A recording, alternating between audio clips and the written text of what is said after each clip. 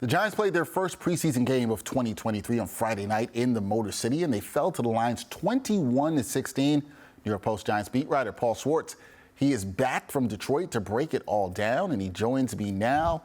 Paul, a very quick turnaround from you coming back from Detroit to New York, but I got to think you're happy to be back home. 5 fun-filled days and nights in the Detroit area, Dexter, Allen Park, and Detroit, Deerfield. I spent so much time in the state of Michigan, I could probably vote there if I spend another few days there. But you know what? It was not time wasted, because these joint practices, I think, are great. I know that I was there to cover a preseason game, but I think more importantly, I was there to cover joint practices Tuesday and Wednesday. It is really good stuff. It is great competition. That's when Daniel Jones and Saquon and the frontline guys are really out there, every day sweating. Lions definitely got the better of the Giants the first day. Giants came back and played much better in practice the second day. So while the preseason game is important, and we'll talk about that, those two joint practices are really the reason why I made this pretty extended road trip. Yeah, and it seems like a lot of the beat writers around teams in the NFL seem like they're getting a lot from the joint practice, just what you can tell from the team, maybe more than the preseason games, like you said. But we're going to talk about the preseason game. And Paul, Jason Pinnock, he's looking to lock down the starting strong safety position. He got an interception against the Lions. How impressed were you with what he did, and does he have an inside track on the starting gig? Now, why are you bringing up Jason Pinnock? Is it something to do with his college or something like that? Is that a Pittsburgh connection with you or something? Hey, look, man, anytime somebody goes to the great University of Pittsburgh, they're going to do great things. Jason Pinnock did something great last night, but, he's an important topic as somebody trying to make this team.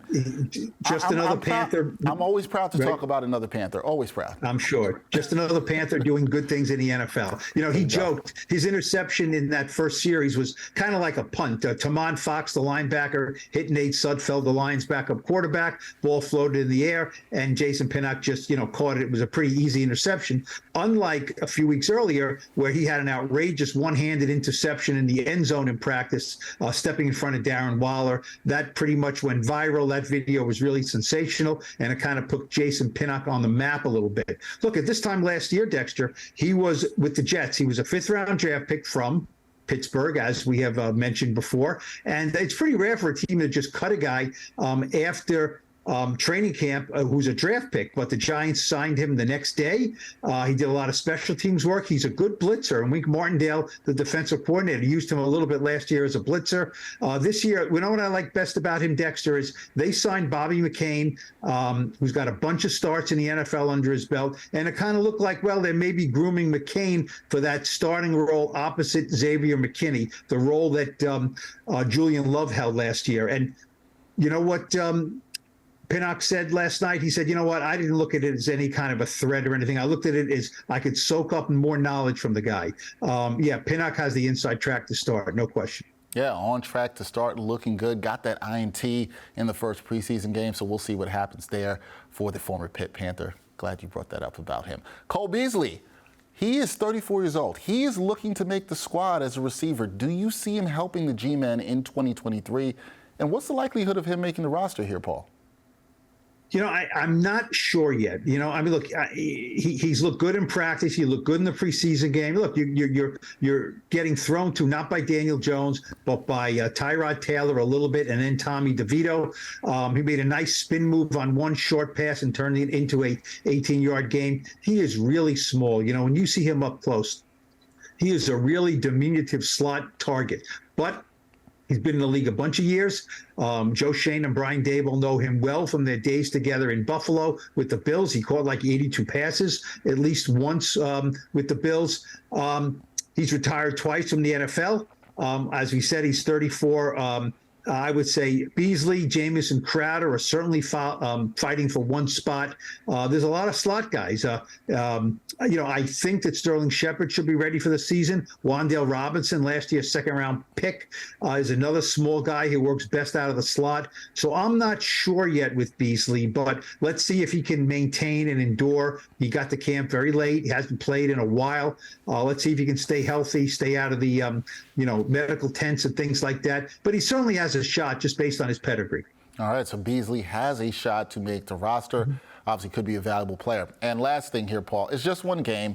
We saw mostly backups out there on Friday night against Detroit. The Giants defense did look impressive in the first half against the Lions. Do you think this team has a chance to make a leap defensively in 2023?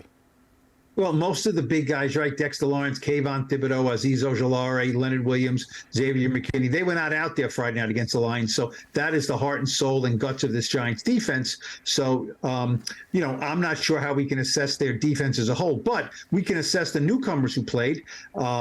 Deonte Banks, first-round draft pick, I thought he looked good. He looked like he got beat by a step by Jamison Williams on a deep pass down the middle of the field, and it looked like Williams dropped it.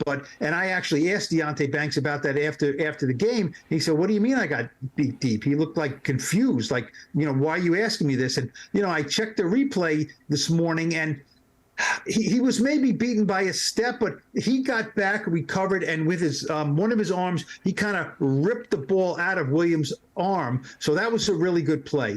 Trey Hawkins, another rookie cornerback, did some good things. We mentioned Pinnock, who's a younger defensive back. So, look, if those young guys, that's a lot of firepower, young guys, right? 24, 23, 21, young guys, Pinnock, Hawkins, Banks, if they can come in and play at a high level, and the Giants need them to because they're thin back there, then, I have a lot of confidence in the guys up front. And the big key with me is Azeez Ojulari. He played in 7 games last year. He was one of the leaders in the league in sacks per snaps last year. He just needs a lot more snaps. And if he's on the field for, let's say, 15 games, he could very easily, I could envision him having double-digit sacks. He's a natural get-the-quarterback guy. He just needs to stay on the field, and he could take this defense to a different level.